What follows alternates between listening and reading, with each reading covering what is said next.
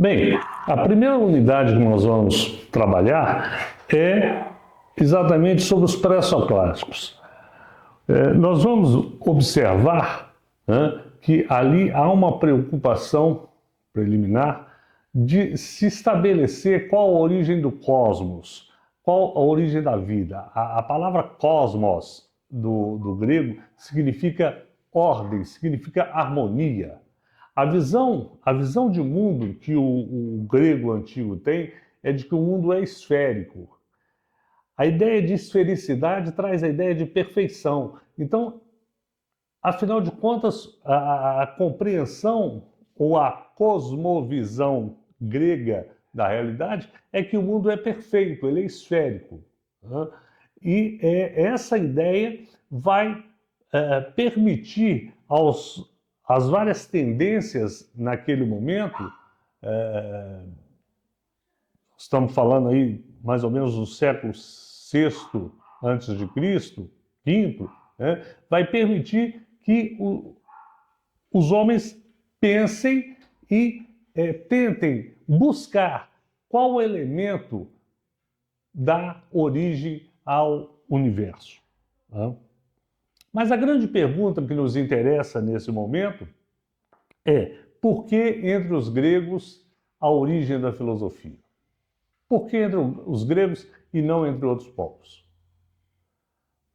Os povos na antiguidade, as várias culturas antigas, elas têm uma reflexão, sim, sobre a realidade. Elas têm uma apreensão própria sobre a realidade. E num primeiro momento, são as narrativas mitológicas, míticas, né, de abordagem da realidade para tentar explicar a origem do cosmos, a origem do mundo, a origem da vida.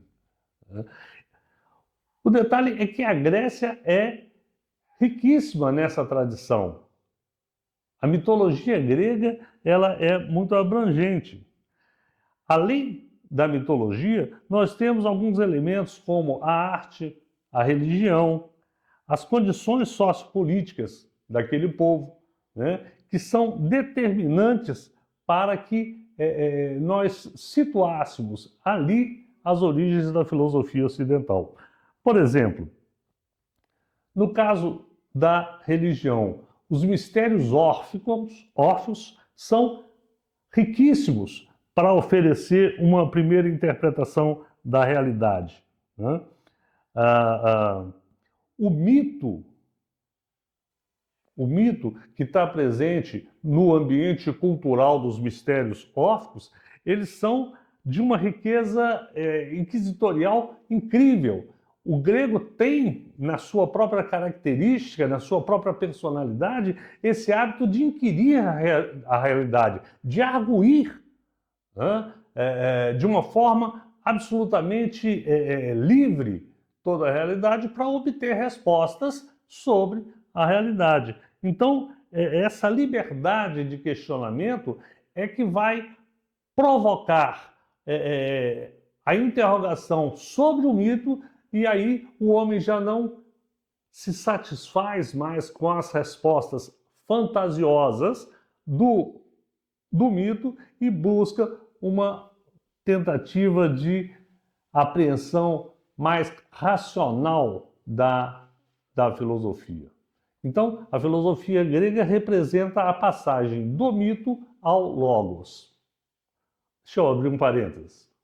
Nós não podemos, com isso, supor que o mito seja um atestado de incompetência racional. Não, não. O mito é uma primeira apreensão da realidade, tá, necessária, suficiente para as comunidades primitivas.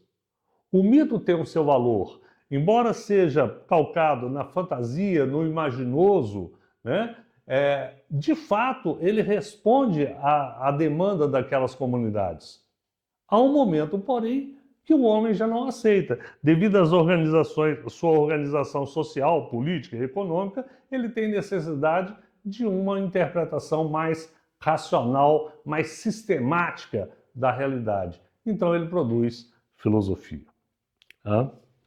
Então, como nós dissemos, a história da filosofia vai nos oferecer essa visão panorâmica e depois estudos mais sistemáticos vão nos permitir aprofundar essas questões.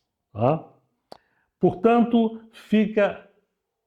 é importante registrarmos aqui o momento pré-socrático corresponde a uma fase naturalista da filosofia. Ou seja, a filosofia está preocupada com o problema cosmológico, o problema do cosmos, uma tentativa de compreensão da estrutura do cosmos, estrutura do universo. Tá?